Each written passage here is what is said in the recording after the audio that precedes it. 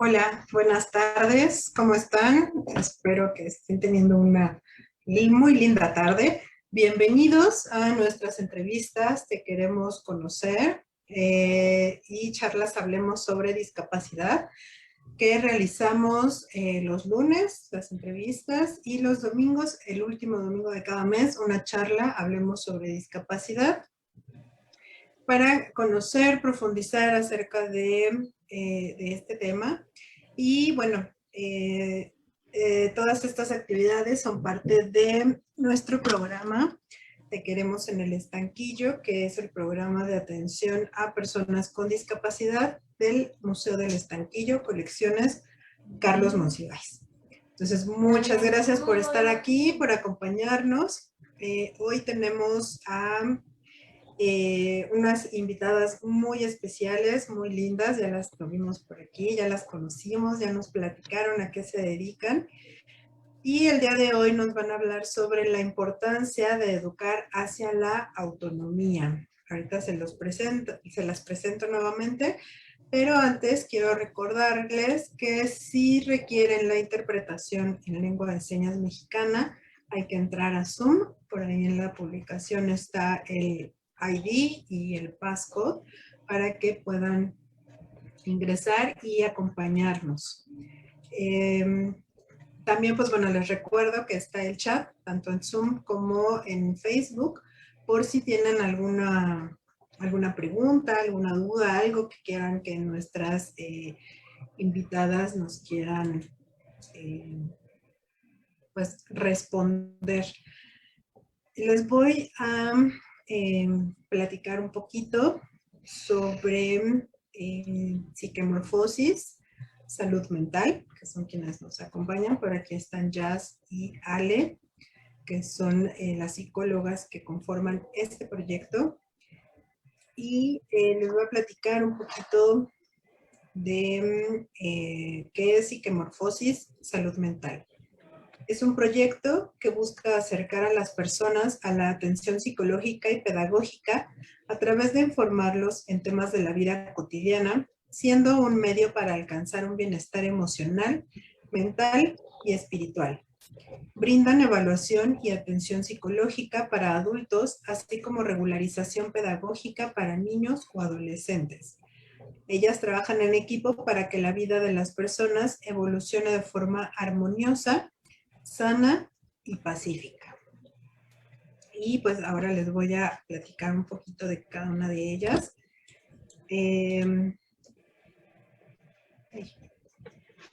Perdón, es que las fallas técnicas por aquí siempre suceden.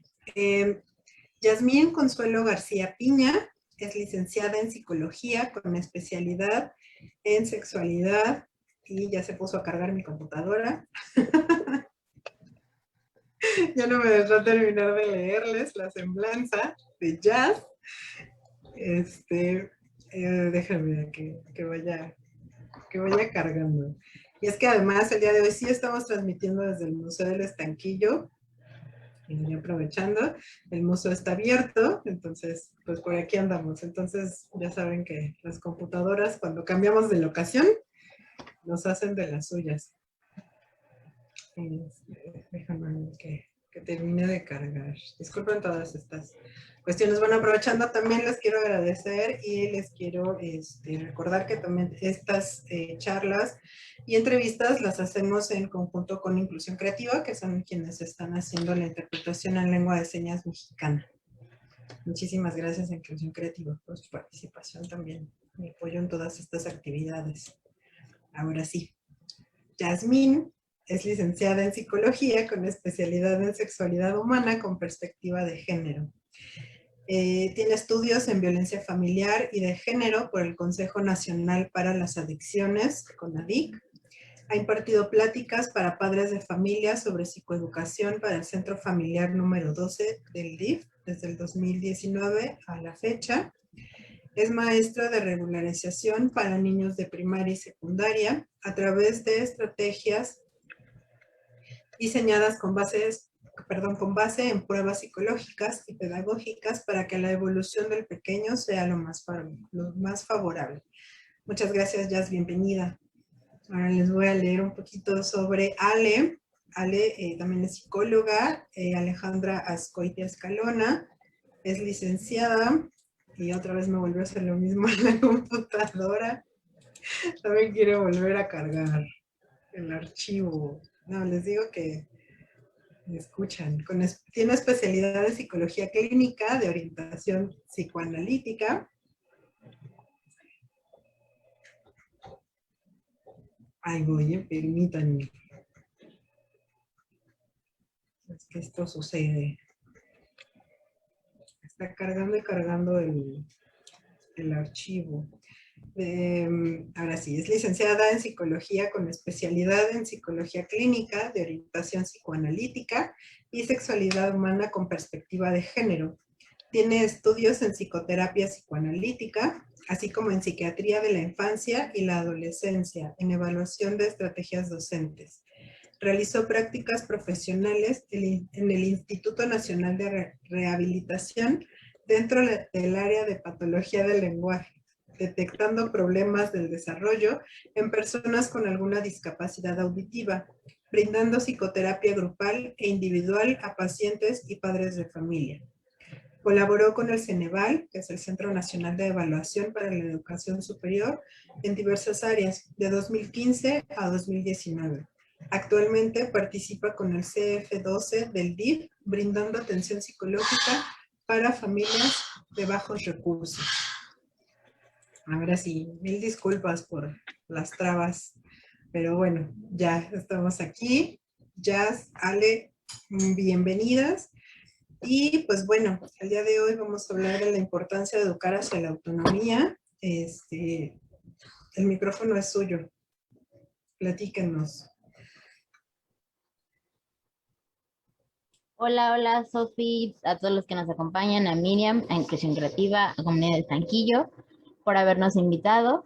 Y pues aquí estamos para empezar con el tema de hoy, que es la importancia de educar hacia la autonomía.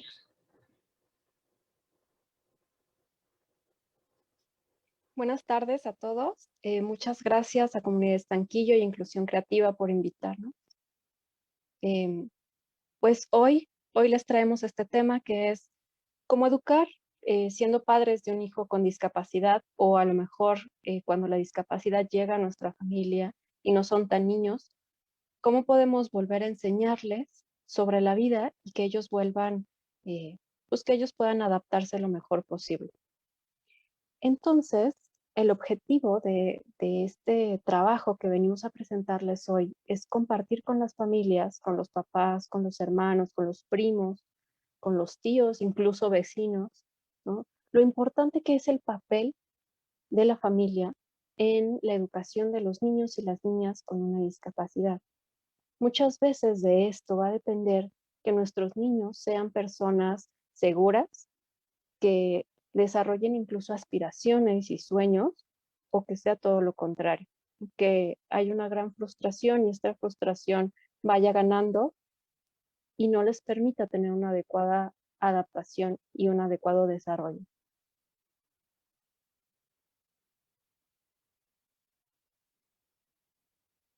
Pues sí, principalmente queremos contribuir a que, como lo dice el título de la ponencia, formen personas con autonomía para que justamente tengan metas, tengan objetivos y puedan ir encaminados hacia incluso un ambiente laboral.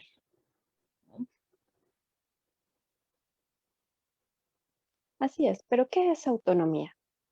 ¿A qué nos referimos por autonomía? Porque puede sonar complicado, autonomía y discapacidad en la misma frase. Pero vamos a ver qué es autonomía.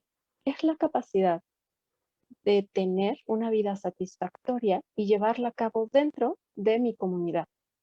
Esta capacidad es algo que se conquista cada día, va a depender mucho del acompañamiento y de las oportunidades que se nos vayan brindando durante todas las etapas de la vida. Esta capacidad tiene que ver con cómo nos involucramos en situaciones vitales. Las situaciones vitales son cuestiones que todos vivimos, como las amistades, el amor, el dinero, las cuestiones financieras, los hobbies, nuestros gustos, las aspiraciones. Todos los seres humanos tenemos aspiraciones y por supuesto el trabajo, porque todas las personas necesitamos ganarnos la vida de alguna manera.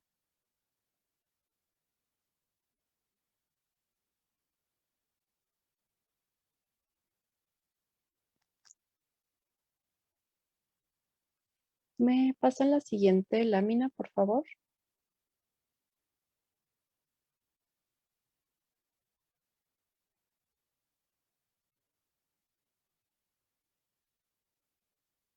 La autonomía se genera, se fomenta desde adentro de la familia. Pero ¿qué pasa dentro de una familia cuando, cuando tenemos a un miembro de nuestra familia que tiene una discapacidad?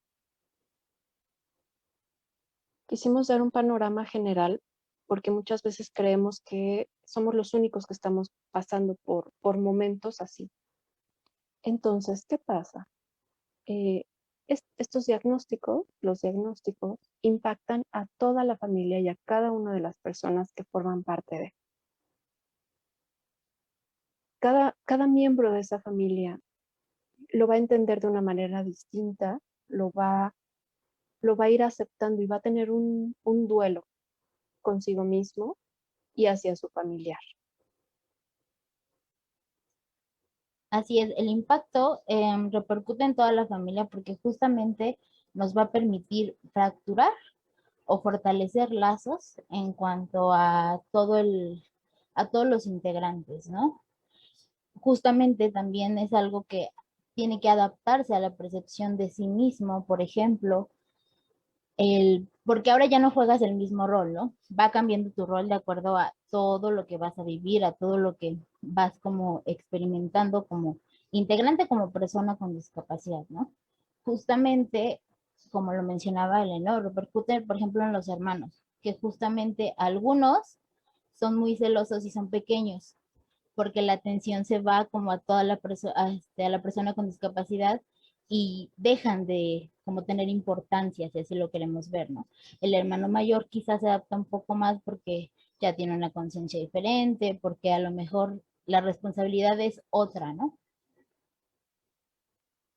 Exacto. Hay estudios que nos reflejan que es más fácil que los hermanos mayores se adapten a la discapacidad y que entiendan que hay que ayudar y que hay que, pues sí, que hay que ayudar al hermano, ¿no? Es más difícil que los hermanos menores entiendan estas cuestiones y que hay que ayudar a sus hermanos, sobre todo porque al ser más pequeños, pues requieren su atención.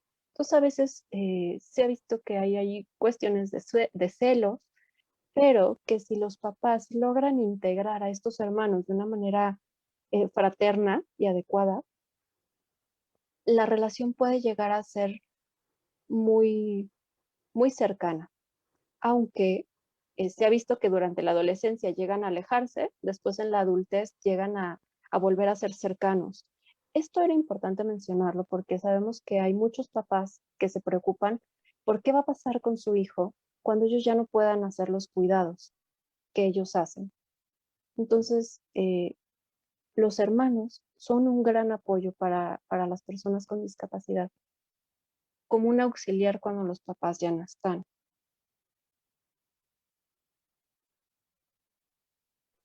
Sin Sí, embargo, perdón, perdón.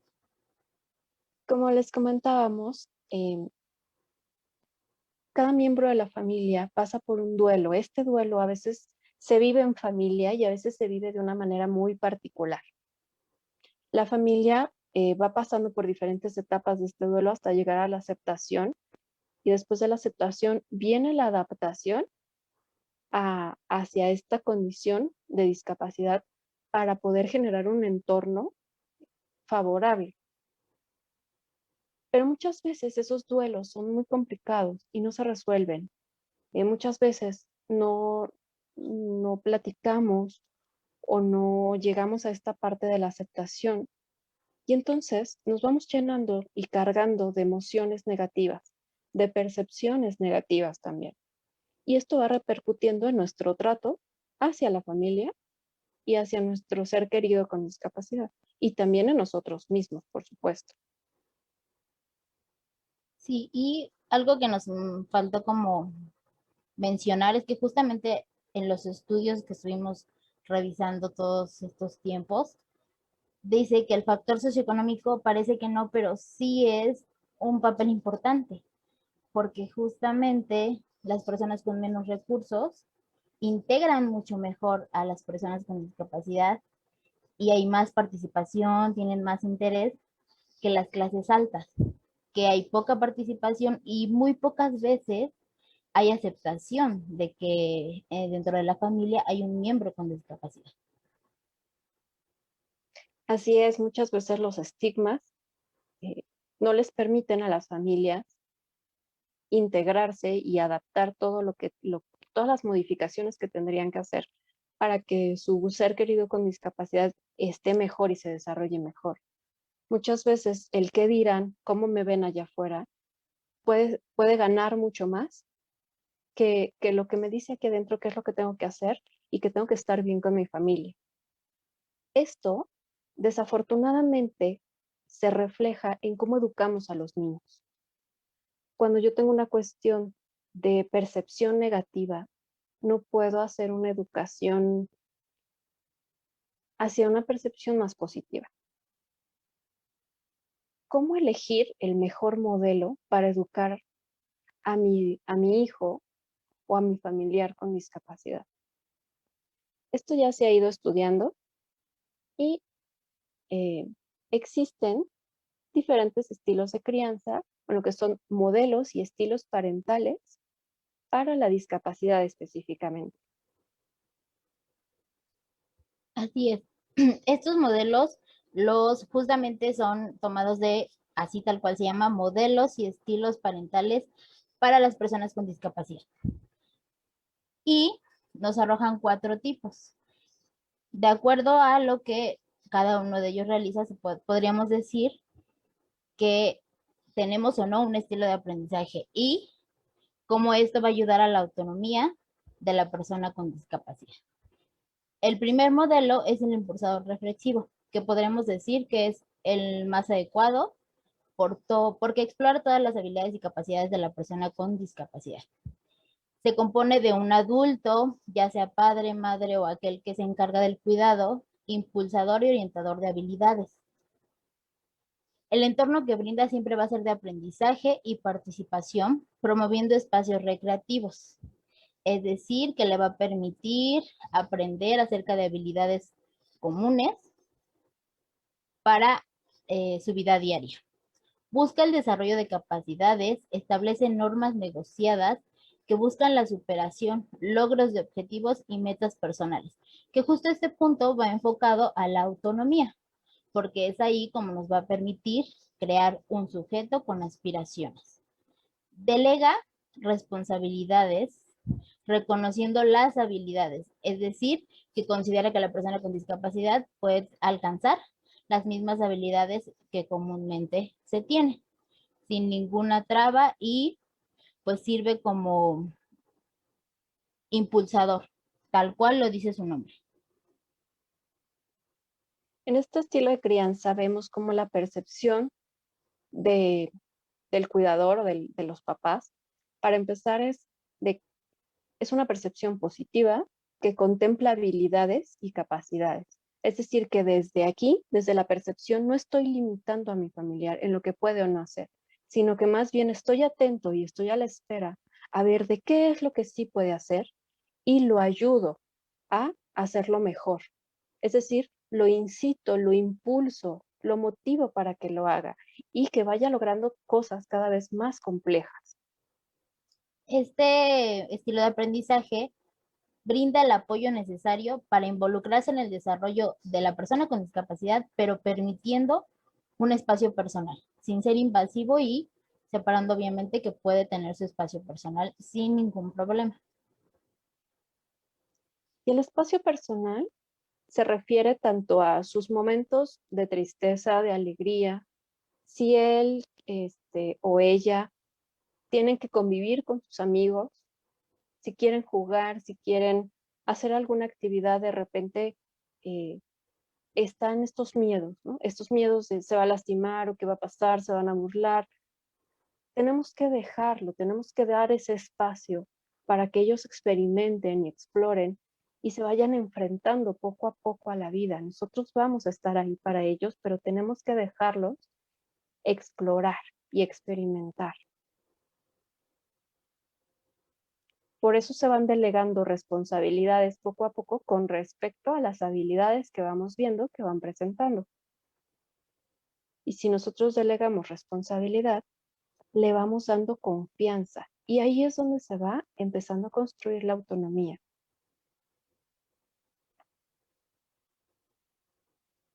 Bien, el segundo modelo de educación, de estilo de crianza, es el dominador inflexible. Este es un poco más controlador y el adulto justamente intenta ser un adulto reparador. ¿Qué quiere decir con esto? Que entiende como un problema de salud debe ser reparado y él mismo debe dar esa separación de cura, ¿no? Impone normas enfatizadas a la obediencia, lealtad, respeto y sumisión, es decir, que no permite que la persona con discapacidad explore más allá de lo establecido o de lo que la persona responsable considera que es lo que debe hacer. Se relaciona con el desarrollo de la persona con discapacidad sin permitir el espacio personal. Hay consecuencias ejerciendo control en las actividades, ¿no? En este sentido, le impone al hijo normas rígidas, promueve la motivación, pero enfatizado solamente en la obediencia, no en que él pueda explorar más allá de lo que tiene o de lo que se sabe, ¿no? Se caracteriza porque permite poco espacio y disfrute de la recreación de la persona. Ejerce mucho control en las actividades, es decir, todo es como muy minucioso, no permite que vaya explorando el ambiente y todo va como muy manejado, muy claro. Si nos damos cuenta, este estilo parental, este estilo de educación, desde la percepción, yo estoy percibiendo, o los papás están percibiendo desde la discapacidad, es decir, desde lo que no puede hacer, no desde lo que sí puede hacer. Entonces hay una perspectiva mucho más negativa de lo que sí puede hacer y solamente va enfocado a lo que no puede hacer. Y entonces muchas veces los papás caen en esta angustia, ¿no? De decir, bueno, entonces estas son las reglas, estas son tus actividades y de aquí no te me salgas porque no sabría qué hacer.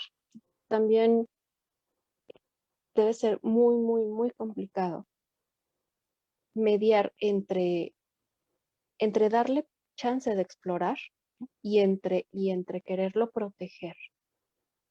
Siempre los puntos medios son los más complicados, pero son lo mejor y iremos viendo otros estilos de educación para que ustedes vayan pensando ese punto medio en el que pueden negociar con sus hijos. Bien, el tercer modelo de crianza es el dominado distante. Este considera a la persona con discapacidad adulto incapaz. Es decir, que este sí tiene un control mucho mayor y considera que no puede lograr cualquiera de las habilidades o capacidades que comúnmente se pueden tener o que las personas con discapacidad van adquiriendo, ¿no? Debido al anterior, la persona responsable cree ser incapaz de favorecer el aprendizaje, es decir, que no impone normas y delega los cuidados a otras personas. Aquí se ejerce poco control, no poco afecto y ningún control, ¿no? Es decir, que aquí es como, pues, desentenderse prácticamente y considerar que esa discapacidad va a ser condena, ¿no? Y que no va a poder salir adelante, no va a poder adquirir diferentes habilidades y capacidades o llevarlas a la práctica.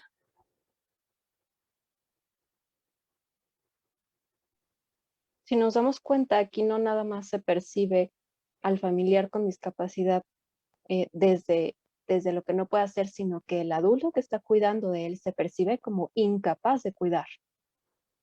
Esto va generando muchos conflictos porque es un cuidador que tiene mucha angustia y tiene muchos miedos y que obviamente desde sus miedos no va a permitir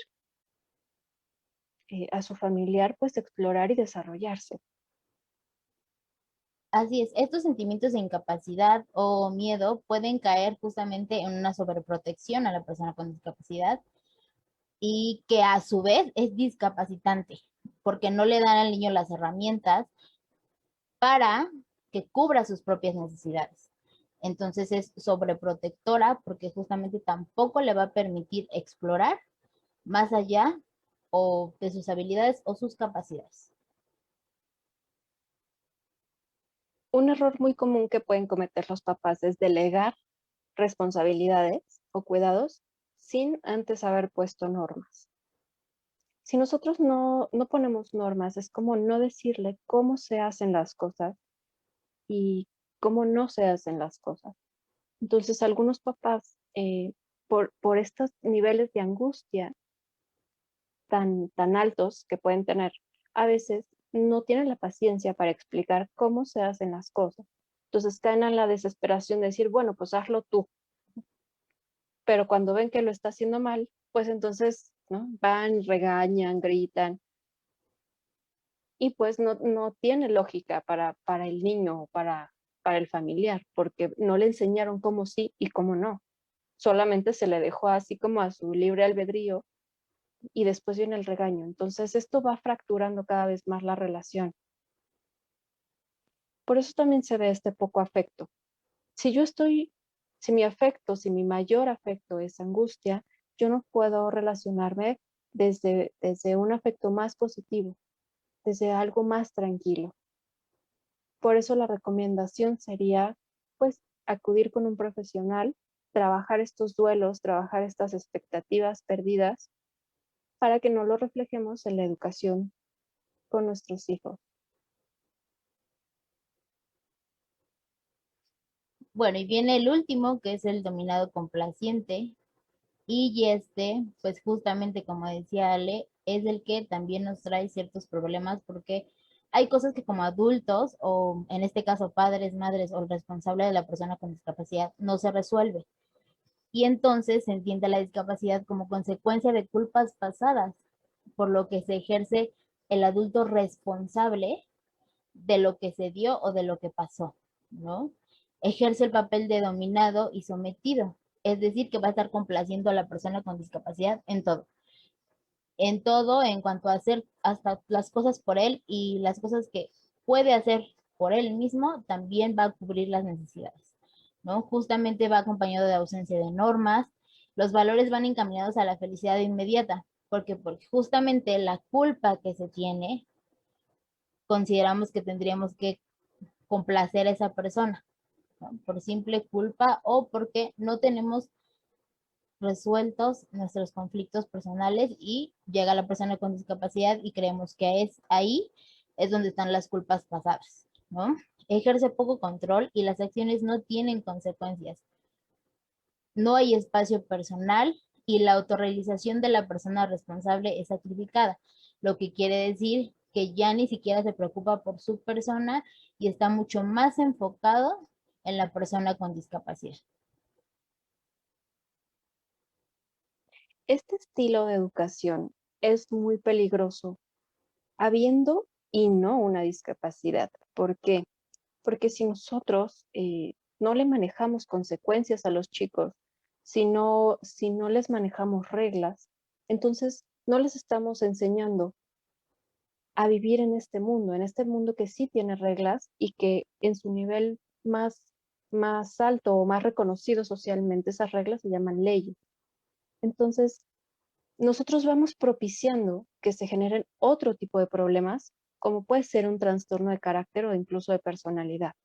Cuando nosotros no le enseñamos a los chicos cómo funcionan las cosas, los chicos pueden ir brincándose muchas reglas, pensando que no existen consecuencias para las cosas que hacemos y desconociendo cuál es el valor de las cosas o cómo ganarse las cosas. Entonces, no podemos desde aquí generar, propiciar personas que sean funcionales, que puedan tener una buena adaptación social, que sepan respetar reglas y que se sepan manejar en la sociedad en la que vivimos.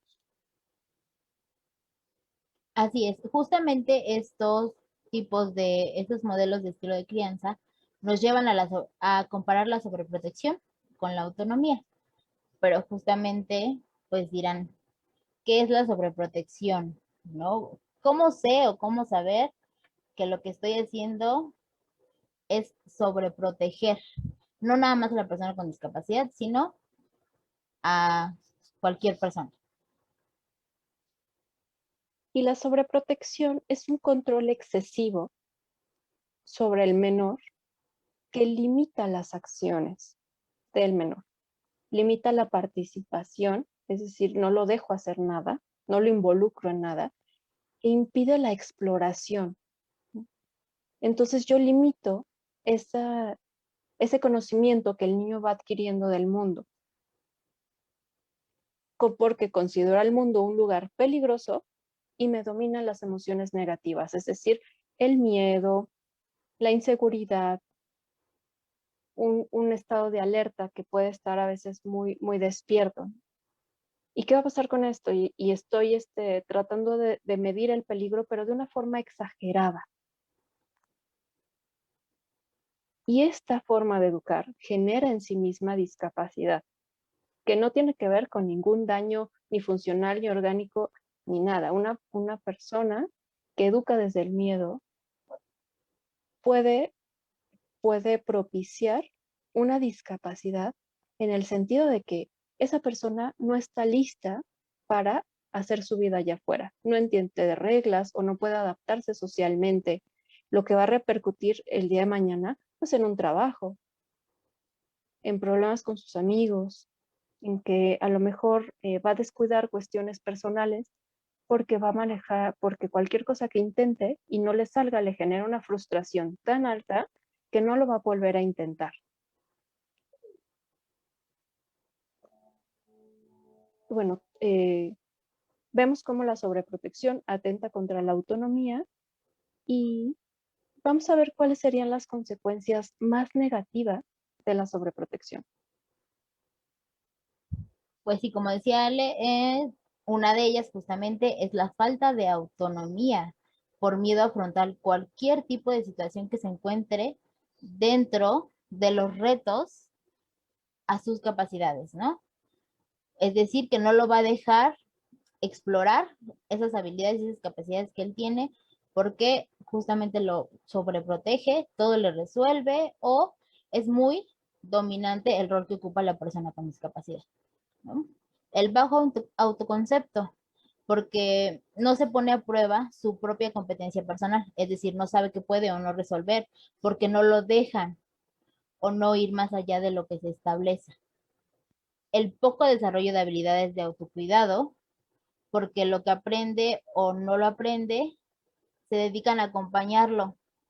Es decir, que todo el tiempo lleva como una guía, pero forzosa. No es como que lo dejen libremente cuando le enseñan una actividad o cuando está aprendiendo esa actividad, ¿no? Como que todo el tiempo tiene que tener forzosamente a alguien ahí, ¿no?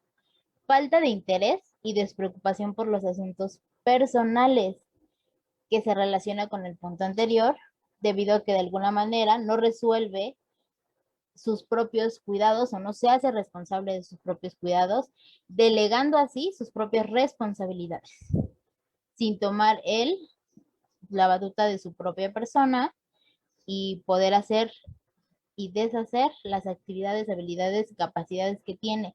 Justamente si no lo dejan explorar, eso afecta muchísimo a la autonomía porque no nos va a permitir saber qué habilidades y qué capacidades puede o no tener esa persona, ¿no?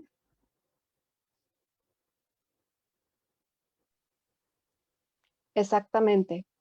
La falta de interés y la despreocupación en asuntos personales puede llegar a ser muy perjudicial con las personas con discapacidad, ya que eh, ellos pueden desconocer situaciones legales, pueden desconocer situaciones financieras que les van a ayudar a su bienestar cuando los papás ya no se encuentren con ellos o cuando ya no puedan tener una persona que cuide de ellos. Por eso es muy importante ir involucrando a los chicos con las cosas de la vida, cuando resolver sus dudas, ¿no? Incluso platicarles o generarles el interés por cuestiones cotidianas que todos vivimos. En este punto es importante, por ejemplo, adecuar las actividades que va a ir aprendiendo a sus capacidades, ¿no? Para que tenga una autonomía eficaz y que no queramos como presionarlo un poco más, ¿no? Todo tiene que ir adaptado a las capacidades y habilidades que cada persona posee. Por eso no puede ser como un solo modelo, no puede ser como tal una lista del súper. Es solamente una guía para que el adulto, el papá, la mamá o la persona responsable pueda tomar en cuenta qué es lo que le va a permitir ser un adulto con aspiraciones, con metas, con sus objetivos claros, porque justamente todo eso le va a ayudar y lo va a preparar para una vida laboral, que es justamente lo que también tienen que llegar a hacer las personas.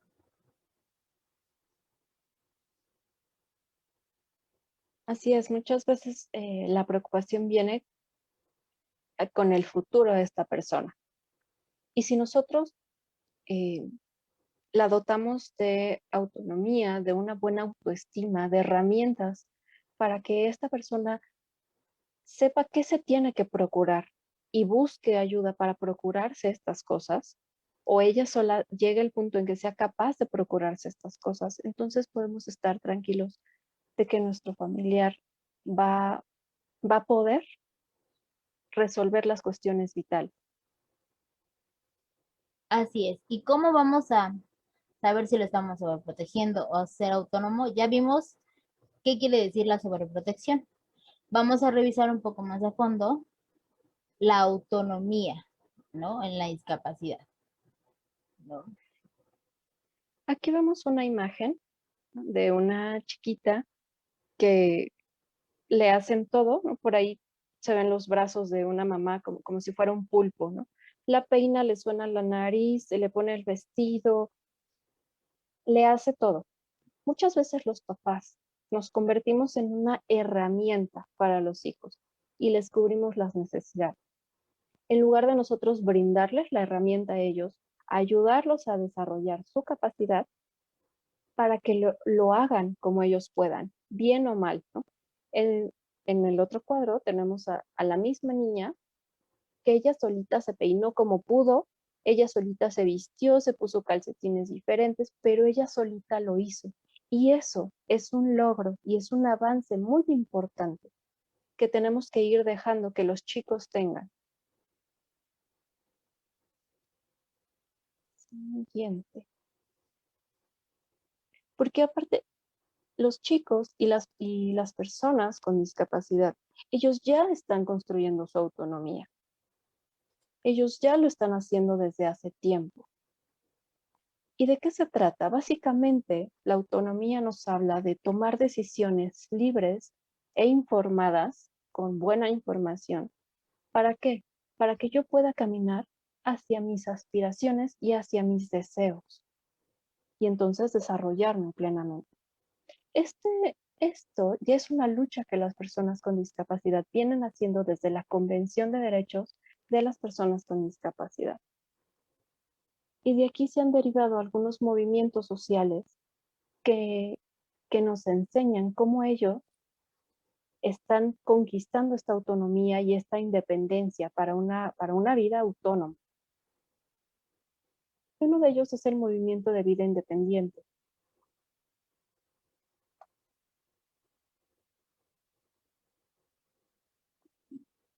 La Convención sobre los Derechos de las Personas con Discapacidad se aprobó en 2009 y justamente lo que buscaba esa convención es dar acceso a las personas con discapacidad a la educación, a sistemas de salud, a la movilidad sin obstáculos, es decir, como brindarles más herramientas para que ellos pudieran tener una autonomía todavía mayor y libre, ¿no? Un movimiento como libre. Si se dan cuenta, la mayoría de ellas lo que busca justamente es eso, la autonomía de la persona con discapacidad.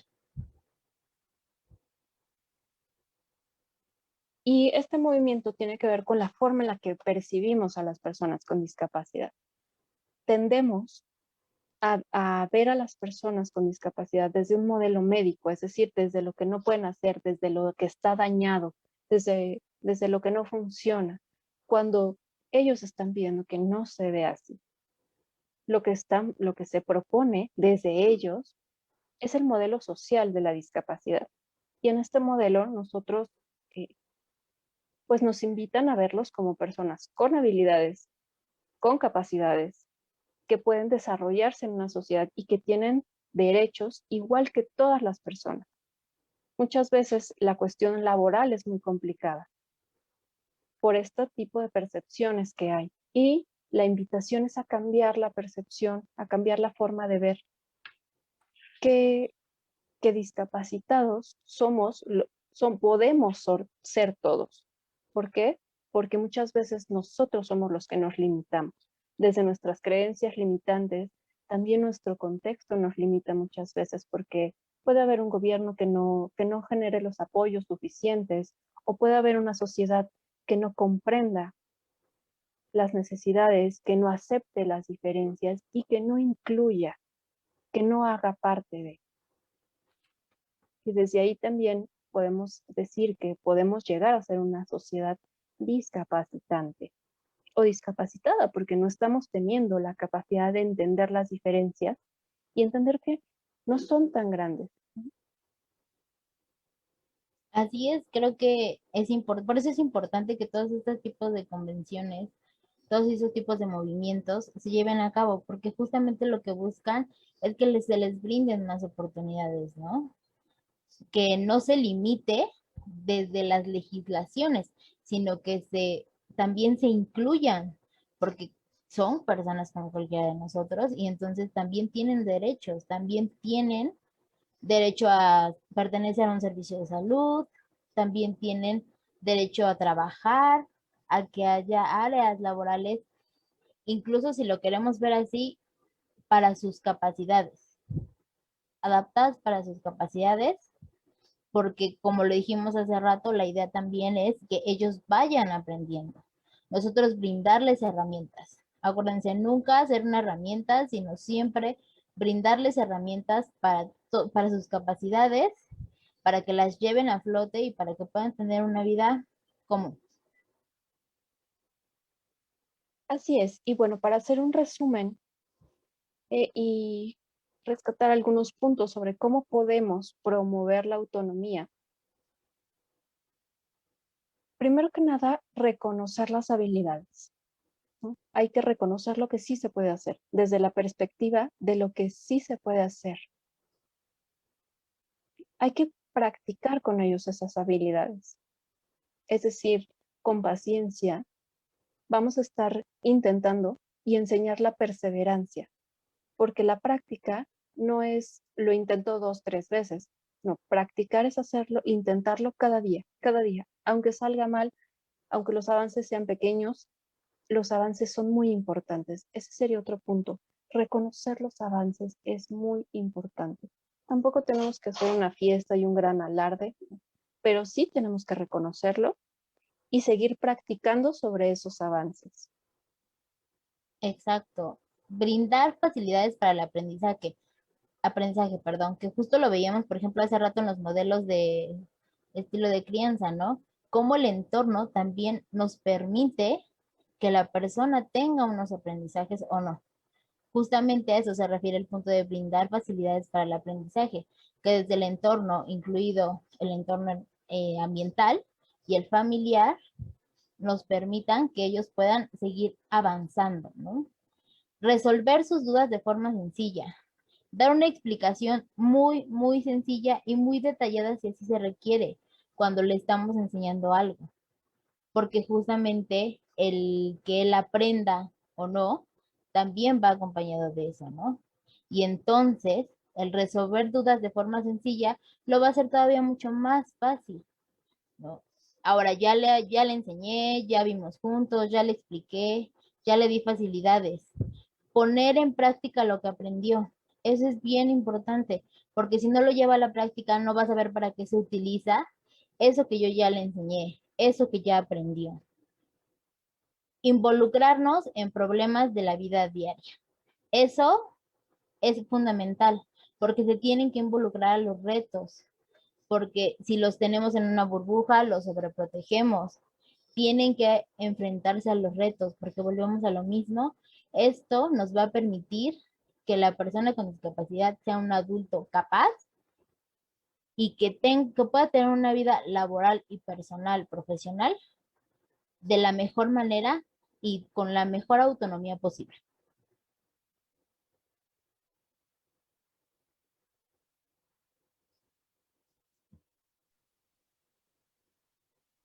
Y pues eso sería todo de nuestra parte. No sé si haya por ahí alguna duda o algún comentario.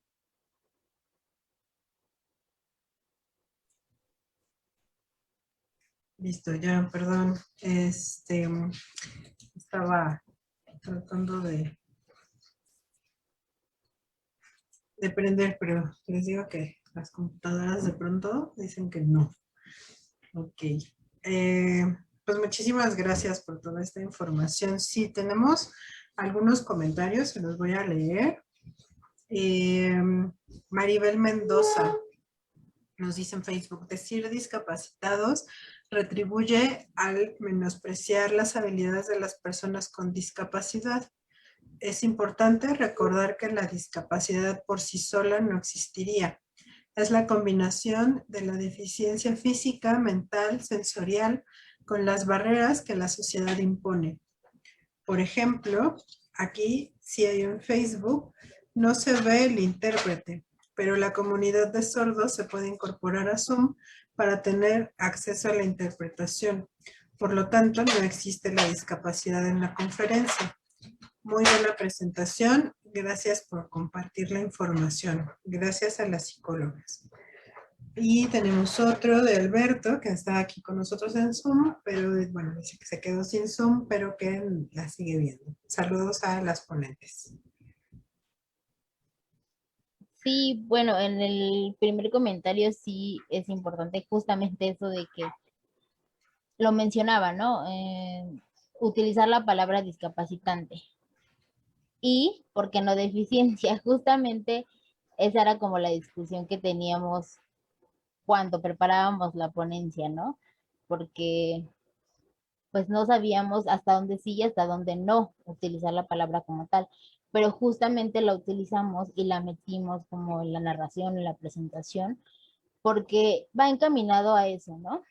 Queramos que no, tiene como cierto grupo y hay ciertas especificaciones, entonces pues hay como que especificar qué es en eso. Ahora, no quiere decir que toda la información que ya dimos, que ya tuvimos, no se puede utilizar comúnmente, o sea, o para cualquier persona, ¿no? Porque no va por ahí, sino más bien nosotros queríamos explorar y como hacer hincapié en que la autonomía de la persona con discapacidad justamente nos iba a permitir una evolución mucho mayor y nos iba a permitir incluso que la persona pudiera tener una vida laboral, profesional y personal de la mejor manera.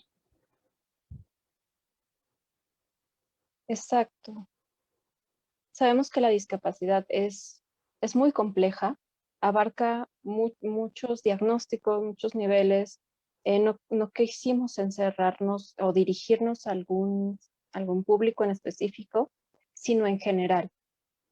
Abarcar la discapacidad en general, inclusive en personas que no tienen un daño fisiológico, funcional, orgánico, ¿no? Porque nosotros mismos, desde la educación, como veíamos, podemos generarnos una discapacidad en el sentido de cerrarnos las oportunidades, de limitarnos las posibilidades de desarrollo.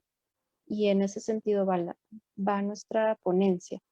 Estos estilos de crianza y estas recomendaciones también aplican con chiquitos que no tengan ninguna discapacidad, porque a veces desde la educación es desde donde vamos limitando el desarrollo, inclusive limitando la percepción que puedan tener los chiquitos sobre sus capacidades, ¿no? Si yo soy una mamá que para empezar percibo a mi niño como no capaz, pues de alguna u otra forma, inconscientemente, le voy a ir dando ese mensaje con mis actitudes, con mis comportamientos, con mis miradas, con mi afecto. Entonces, pues en ese sentido va la plática. Perfecto, sí, muchas gracias. Pues sí, es que justamente, ¿no? Tiene que ver con todas estas barreras que, sobre todo, pues, bueno, los estilos de crianza, habiendo una discapacidad, creamos esas barreras, ¿no? También, esa cuestión de hace rato que comentaban que era el miedo, ¿no? Educar desde el miedo.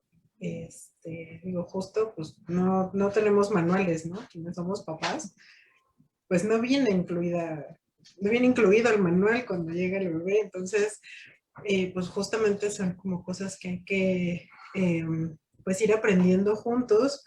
Y justamente me parece también muy interesante esta cuestión que dicen, trabajar todos estos aspectos que en algún momento, pues bueno, nos pueden llegar a, pues a complicar, ¿no? La crianza con los niños. Y manejar todas estas cuestiones también del duelo, ¿no? En caso de alguna discapacidad que comentaban al inicio, también es súper importante, es justo estar pues preparados, ¿no? O sea, y de alguna manera pues cuidarse, es una tarea pues de todos, ¿no? También a mí me surgió bueno, no sé si sea duda, pregunta, les quiero comentar, de todos estos estilos que ustedes fueron describiendo muy bien, digamos, ahorita, eh, ¿cuál, cuál sería como, digamos, el porcentaje? Ustedes tienen contacto, ¿no? Con las personas, con todos estos estudios. ¿Cuál sería, por ejemplo, en México esta situación? O sea, ¿qué tanto vamos trabajando, sí, en nuestra sociedad en este tipo de temas? En los estilos de crianza. ¿Qué tanto vamos trabajando? No, pues es complicado porque no conocemos como tal las características de cada estilo de crianza. O sea, no es como que los tengamos en guía y sean receta. Muchas veces podemos decir que a lo mejor el papá que te llegó, el paciente que llegó, viene y te dice que está educando a su hijo tal, tal, tal, tal, ¿no? Y tú te vas a estos modelos de crianza y dices, ¿cuál, no? Porque a lo mejor tiene actitudes de este, pero también tiene de este. ¿Y qué tanto de este, no? Porque justamente no es uno solo, ¿no? Siento que tenemos como mezclados ahí los modelos de estilos de crianza. No hay uno solo que sea perfecto. Y me refiero a perfecto en el sentido de que, por ejemplo, el que se podría decir que es el más recomendable, que es el impulsador reflexivo, no es como que ese se siga al pie de la letra, porque claro que hay papás que a lo mejor se van a dejar llevar por el educar en cuanto a obediencia, a lo mejor le permiten un espacio personal, pero qué tal que el afecto está ligado a la obediencia, ¿no? Justamente no es como que haya, bueno, a mi percepción, no haya un solo estilo de crianza, ¿no? Como que están todos mezclados y no es uno que sea fijamente, que tenga todas las características por sí solo de un modelo. Sí, Y que pues, también es muy complicado para los papás ir negociando, ir buscando este punto medio, ¿no? En realidad, el punto medio es lo mejor, pero es lo más complicado de lograr. Y entonces creo que tampoco hay modelos de crianza que contemplen todas las posibilidades de lo que los chicos hoy nos traen, porque cada generación, ¿no? Viene, decía mi abuelo, viene corregida y aumentada, ¿no? O sea, somos seres humanos cambiantes, complejos, que cada vez tenemos cosas nuevas. También hay que decirlo, los problemas mentales, emocionales, ya no vienen solos. Antes, a lo mejor hace 10 años o 15, 20 años, los médicos y los profesionales de la salud veían a las personas llegar con uno, con dos problemas. Hoy inclusive se ha hecho popular esta palabra de comorbilidad. ¿Qué es la comorbilidad? Cuando se juntan muchos problemas de salud, ¿no? De salud física con salud mental y emocional. Entonces el ser humano se ha hecho más complicado, más complejo, eh, y los papás hoy más que nunca se enfrentan a retos muy complicados con los chicos. Sí, sí, definitivamente. Y bueno, justo como en ese tema rubro iba, porque justo estaba platicando con una amiga, también es psicóloga, ella tiene una hija adolescente. Entonces, bueno, o sea, estamos entre que no sé qué me está diciendo, porque además hasta el lenguaje es diferente. Entonces, digo, sí, son como cosas que obviamente van evolucionando, ¿no? Cosas que sí, justamente tienen que ver con generaciones, el estilo tradicional de educación en México se atraviesa por ahí. En fin, son muchísimos, muchísimos factores, pero sí creo que, como ustedes bien lo dicen, es esta parte de ajustar, ¿no? O sea, de ver qué está pasando aquí, qué tomo de este modelo, qué hay de acá, e ir, pues de alguna manera personalizando, ¿no? Como este acompañamiento que se tiene que dar, eh, tanto pues en la crianza, independientemente de que haya una discapacidad o no, pero finalmente sí se necesita eh, un acompañamiento, ¿no? Claro, siempre es importante un acompañamiento porque también estamos en la era de la información. Entonces, a cada momento está saliendo información nueva. Así como personas, a cada momento, a cada generación nos vamos complejizando, ¿no? También los científicos estamos estudiando al ser humano todo el tiempo y estamos sacando nueva información. Por ejemplo, esto de los modelos de, de educación, modelos de parentalidad para personas con discapacidad, es más o menos reciente, de 2007 para acá, ¿no? Cuando nos juntamos como sociedad también, ¿no? A decir, oye, a ver, yo tengo este problema, ¿a ti te pasa igual? ¿Tú cómo le haces? Y yo creo que cuando nos juntamos y platicamos sobre esos problemas, podemos generar nuevas soluciones. Y eso también es muy importante, ¿no? Que a pesar de la pandemia, sigamos unidos como sociedad y platiquemos sobre lo que nos está pasando dentro de casa. Porque también hay muchos movimientos hoy en día que complican la realidad de los chicos y complican la educación de los papás. También parecería que tenemos que estar ahí muy, muy informados, ¿no? Con los ojos muy abiertos de lo que está pasando. Y estos movimientos sociales también van moviendo mucho la mente de los chicos. Entonces, aparte de las cuestiones de la edad, todo lo que está pasando, ¿no? A nivel sociedad complica mucho las cosas. Que justamente, por ejemplo, hablando de estos modelos de parentalidad, se crearon para el conocimiento de los padres, ¿no? Porque ellos mencionan que para poder apoyar a su hijo con discapacidad o para poder saber qué hacer, requieren mucho conocimiento, requieren saber de cosas y entonces estos modelos van enfocados a justamente eso, a que sean como una herramienta, como un apoyo para que ellos puedan de alguna manera sobrellevar lo mejor posible lo que pasa, ¿no? ¿A qué me refiero con por qué sobrellevar? Porque justamente ya lo habíamos mencionado, los duelos, las expectativas que se tenía, los roles que se van a ocupar, cómo se fortalecen o se vuelven a romper los lazos, no sé, ¿no? Son como muchas cosas y los modelos justamente se crean para que los papás tengan más conocimiento acerca de cómo educar y que los papás también tengan conocimiento acerca de cualquier daño, ¿no?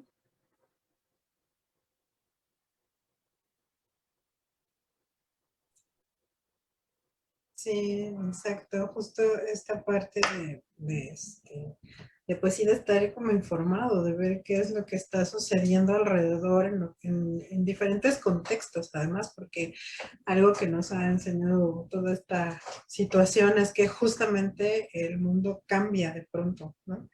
Y entonces hay que tener cierta flexibilidad, cierta capacidad de adaptación para poder ir creciendo, ¿no? También con los hijos, de alguna manera. Entonces, me parece muy, muy interesante todo este tema. Me voy a poner a estudiar también, porque tengo un reto de 6 años que va creciendo. Entonces, digo, finalmente sí, sí es importante para todos los que somos este, padres. Y en general esta cuestión, ¿no? Que es finalmente si una situación, algo que a todos nos interesa, en cuanto a sociedad, ¿no? También eso es muy importante. Entonces, bueno, pues chicas, muchísimas gracias. Nos da muchísimo gusto volver a haberlas visto de nuevo. Ya nos conoceremos en persona, ya estarán visitando por acá el museo en alguna ocasión, seguramente, esperemos que sea pronto. Pero les agradecemos muchísimo su participación. No sé si tengan algo que comentar por último, alguna cosa que quieran decirnos.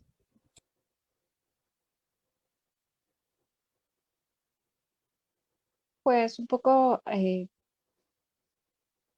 decir que la información es poder y que en este sentido es que nosotros los invitamos a informarse, ¿no? Capacitarse es adquirir nuevos conocimientos para adquirir nuevas habilidades y pues ahí queda la invitación, siempre, siempre seguir capacitándonos, siempre seguir informándonos para poder estar mejor y saber cómo ayudar a los demás a nuestro alrededor a estar mejor. Así es, que en el informarse también sea información verídica, que si hay alguna duda se sigan investigando, se sigan cuestionando. Y pues sí, justamente que todo eso que vamos adquiriendo también lo podamos llevar a la práctica, porque si no, de nada si nos va a servir tanto conocimiento si no lo llevamos a la práctica, porque justamente es eso, ¿no? Llevarlo a la práctica para que me ayude a mí e incluso ayude al entorno o a las personas que me rodean. Y pues nada, agradecer otra vez a Sofi, a Miriam, a Inclusión Creativa y a Comunidad Estanquillo por habernos invitado a estas pláticas, por habernos brindado el espacio y darnos la oportunidad de exponer el tema. Perfecto, no, pues gracias a ustedes, chicas. Y bueno, justamente si tienen alguna duda, ya voy a empezar con todos mis comerciales. Si tienen alguna duda, si requieren asesoría, si requieren alguna cuestión, pues aquí están. Así que Morfosis, Salud Mental, están Jazz y Ale, sus órdenes, por ahí están sus redes sociales para que se pongan en contacto con ellas. Pues también muchísimas gracias a Inclusión Creativa, también por ahí están sus redes para que se pongan en contacto con ellos. Ellos son los que desde el 2014 están trabajando en el Museo del Estanquillo, haciendo inclusión. Son nuestros intérpretes de lengua de señas favoritos. Gracias a Miriam, fundadora, directora de este colectivo, por todo el apoyo. Gracias al Museo del Estanquillo, Colecciones Carlos Monsiváis, a nuestro director, el licenciado Enoc Santiago Dulce. Y pues bueno, nos vemos para la siguiente charla. Chicas, esperamos verlas nuevamente. Les recuerdo también que este video va a estar en el canal de YouTube de Comunidad Estanquillo para que lo compartan, lo consulten las veces que sea necesario. Y pues fue todo un gusto estar por aquí con ustedes. Que tengan muy buenas tardes, noche, inicio de semana y nos vemos la próxima. Muchas gracias a todos.